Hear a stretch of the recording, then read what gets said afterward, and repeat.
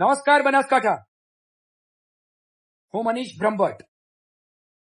મારા બનાસકાંઠાના યુવાનો, વડીલો, માતાઓ, બહેનો, ખાસ કરીને મારા પશુપાલકોને દિલથી અભિનંદન આપવા માંગુ છું. તમે જે કામ કર્યું છે, બહુ મોટું કામ કર્યું છે. તમે એક અહંકારી નેતાના અહંકારને તોડી પાડ્યો છે. છેલ્લા 2 દિવસથી શંકર ચૌધરીને રાતે ઊંઘ નહીં આવતી હતી, કારણ કે માત્ર 24 કલાકમાં બનાસકાંઠાના 6.5 લાખ જેટલા લોકોએ જાહેર કરી દીધું કે તેઓ શંકર ચૌધરીથી નફરત કરે છે, શંકર ચૌધરીને પસંદ નથી કરતા. એનું કારણ છે એનું રાજ.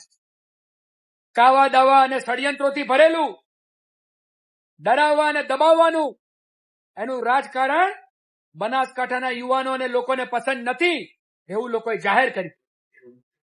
મને થરાદ અને વાવના ચૌધરી સમાજના કેટલાક યુવાનોના કોલ હતા. મને કહ્યું, સાહેબ તમે બરાબર અવાજ ઉઠાવો છો, ચાલુ રાખજો, અમે તમારી સાથે છીએ. પણ અમે એટલા માટે નથી બોલતા કે આ શંકર ચૌધરી સિન્ડિકેટ બનાવીને અમને બધાને ડરાવે છે. બનાસકાંઠામાં જેટલા પણ ગેરકાયદેસર ધંધા ચાલે છે, દારૂ, જુગાર, ડ્રગ્સ, ખનન, ભેળસેળ, જે કોઈ પણ બદીઓ ચાલે છે, એ બધી જ બદીઓ શંકર ચૌધરીના માણસો ચલાવે છે. એની 2 નંબરની કમાણી આ લોકો કરે છે. અને જો અમે એની સામે બોલીએ, અવાજ ઉઠાવીએ, સોશિયલ મીડિયામાં લખીએ, તો એના ઈશારે કામ કરતા એસપી, એમની પોલીસ અમારી સામે ખોટા કેસ કરે છે, ગમે તેવી કલમો લગાવે છે. પછી ભ્રષ્ટ જજોને મેનેજ કરીને અમારા જામીન પણ ના થાય, અમને જેલને હવાલે કરવાના ષડયંત્ર રચે છે. અમારી સાચી હકીકતો અમારા સમાજ કે ગુજરાતના લોકો સુધી ના પહોંચે એટલા માટે મીડિયા મેનેજ કરે છે. આ રીતે સિન્ડિકેટ બનાવીને બનાસકાંઠાના લોકોને ડરાવે છે, એટલે બોલતા નથી અને અમે ચૂપ છીએ. પણ મારે બનાસકાંઠાના સર્વ સમાજના અને સર્વ ધર્મના લોકોને કહેવું છે, આ શંકર ચૌધરીથી ડરવાની જરૂર નથી. એની સિન્ડિકેટની 80 की 83 6.5 લાખ લોકોએ 24 કલાકમાં એની સામે બુલંદ અવાજ ઉઠાવ્યો છે. હવે અમે ગામે ગામ શંકર ચૌધરીની વિરુદ્ધમાં લોકોને સંગઠિત કરવાના છે. અને જો 15 ઓગસ્ટ સુધી મારા બનાસકાંઠામાં તમામ બદીઓ, તમામ ગેરકાયદેસર ધંધા, ખાસ કરીને ગામે ગામ ચાલતા કેમિકલ વાળા દારૂના અડ્ડા, જુગારના અડ્ડા અને ડ્રગ્સના અડ્ડા બંધ ના થયા, શંકર ચૌધરીના ઈશારે કામ કરતા એસપીએ આ બંધ ના કરાવ્યા, તો 15 ઓગસ્ટ પછી બનાસકાંઠાના તમામ લોકો, તમામ સમાજના લોકો આંદોલનની શરૂઆત કરશે.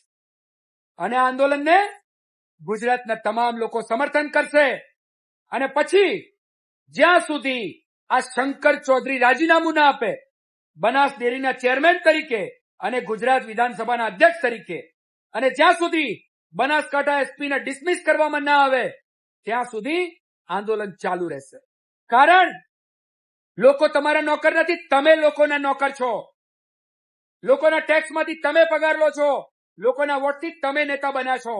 એક 1200 રૂપિયામાં પગારમાં નોકરી કરતો એક છાત્રાલયનો ગૃહપતિ જે ડ્રાઈવર તરીકે કામ કરતો, તેને લોકોએ માથે બેસાડ્યો, વોટ આપ્યા, નેતા બનાવ્યો. આજે એ નેતા લોકોને ડરાવે છે, દબાવે છે.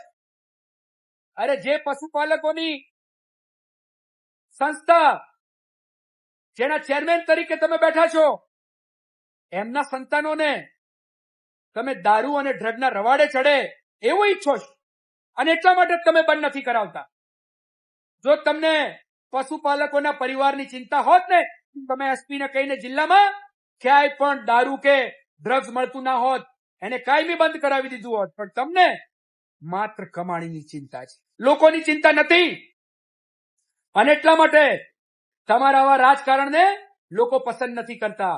જો 15 ઓગસ્ટ સુધી શંકર ચૌધરી, તમે તમારા એસપી અને પોલીસને કહીને આ બધું બંધ ના કરાયું, તો તમારે રાજીનામું આપવું પડશે. યાદ રાખજો, એ વિના બનાસકાંઠાના લોકો કે ગુજરાતના લોકો ઘેર જવાના નથી. યાદ રાખજો. જય મા ભારતી. નમસ્કાર, હું મનીષ બ્રહ્મભટ્ટ. હમણાં એક દિવસ પહેલા મેં મારા ફેસબુકમાં એક પોસ્ટ મૂકી. આ પોસ્ટ ગુજરાત વિધાનસભાના અધ્યક્ષ અને બનાસ ડેરીના ચેરમેન શંકર ચૌધરી માટે હતી. આ પોસ્ટમાં લખ્યું હતું કે બનાસકાંઠાના જેટલા લોકો શંકર ચૌધરીને પસંદ નથી કરતા, એમનાથી નફરત કરે છે, એવા લોકોને સંગઠિત કરવા માટે એક મિસ કોલ અભિયાન શરૂ કરીશું. અમારો અંદાજ હતો આમાં 1 લાખ જેટલા બનાસકાંઠાના લોકો જોડાશે મિસ કોલ કરીને. આ પોસ્ટ કર્યાના 24 કલાકની અંદર 6 લાખથી વધારે લોકોએ આ પોસ્ટ જોઈ, શેર અને ફોરવર્ડ કરી. મારા ફોલોઅર માત્ર 12,000 છે. આ કોઈ પેડ પ્રમોશન નહોતું. ઓર્ગેનિક રીતે લોકોએ આ પોસ્ટને વાયરલ કરી છે. 4,500 થી 5,000 લોકોએ લાઇક અને કમેન્ટ કરી છે. આ પરથી સમજી શકાય છે કે શંકર ચૌધરી માટે બનાસકાંઠામાં કેટલો ગુસ્સો છે. મને ઘણા લોકો કહેતા કે બનાસકાંઠા લોકસભા બેઠકની હાર ભાજપના લીધે નહીં, શંકર ચૌધરીના લીધે થઈ છે. કારણ કે શંકર ચૌધરીના માનીતા ઉમેદવારને શંકરભાઈએ ટિકિટ અપાવી અને એટલે લોકો ગુસ્સે હતા અને એમને હરાવ્યા. આ પહેલા 2017માં પણ શંકર ચૌધરી માટે લોકોનો ગુસ્સો હતો અને એમની હાર થઈ હતી. એ પછી એમને સીટ બદલવી પડી. તો જે નેતાથી જિલ્લામાં લોકોને આટલો મોટો ગુસ્સો છે, લોકસભા બેઠકમાં પણ દેખાયું, તો પછી આ નેતાને આટલો છૂટો દોર કેમ આપવામાં આવે છે? ગમે તેની સામે ખોટા કેસ કરે, ગમે તેને ડરાવે, દબાવે. આવું કાવા દાવા અને ષડયંત્રોવાળું રાજકારણ કરનાર નેતાને જિલ્લામાં પાર્ટી હાઈકમાન્ડ આટલો છૂટો દોર કેમ આપે છે?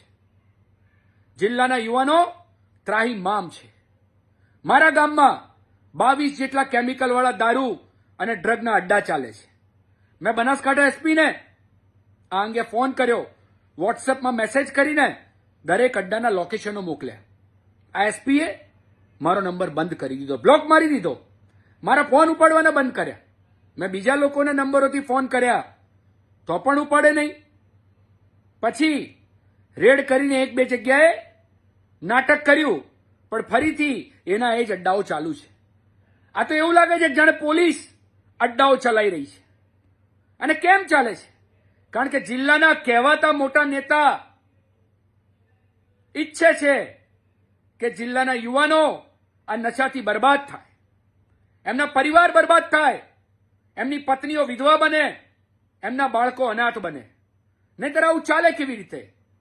તો આ બાબતોના લીધે જિલ્લાના લોકો ગુસ્સે છે. શંકરભાઈ, સમય સાથે સમજી જાઓ, નહીંતર ધર્મેન્દ્ર પ્રધાન પછી તમારો વારો છે. આટલા બધા લોકો ગુસ્સે છે. જો અભિયાન ચાલુ કર્યું ને તો આખા જિલ્લાના તમામ સમાજ અને સમુદાયના લોકો આજ દિન સુધી તમે જેમને હેરાન કર્યા છે એ બધા જ લોકો તમારી વિરુદ્ધમાં આંદોલન કરશે અને તમારું રાજીનામું લઈને જ ઘરે પાછા જશે. એટલે યાદ રાખો, હવે લોકોને ડરાવીને દબાવીને રાજનીતિ નહીં થાય. આજની જેનજી યુવા જનરેશન સમજે છે કે નેતાઓ અમારા સેવક છે અને અધિકારીઓ અમારા નોકર. અમારા ટેક્સમાંથી આ બધાને પગાર મળે છે, અમારા વોટથી નેતાઓ ચૂંટાય છે. એટલે રાજા બનવાની ભૂલ નહીં કરો. લોકોના ગુસ્સાને સમજો, નહીતર રાજીનામા માટે તૈયાર રહો. 15 ઓગસ્ટ સુધી બનાસકાંઠાના દરેક ગામમાં આ કેમિકલવાળા દારૂના અડ્ડાઓ બંધ થવા જોઈએ, ડ્રગના ધંધાઓ બંધ થવા જોઈએ. અને જો નહીં થાય તો તમારા રાજીનામાની માંગણી સાથે અને બનાસકાંઠા એસપીને ડિસમિસ કરાવવાની માંગણી સાથે અમે અને બનાસકાંઠાના તમામ લોકો શાંતિપૂર્ણ રીતે, અહિંસક રીતે જિલ્લામાં આંદોલનની શરૂઆત કરીશું. જય મા ભારતી.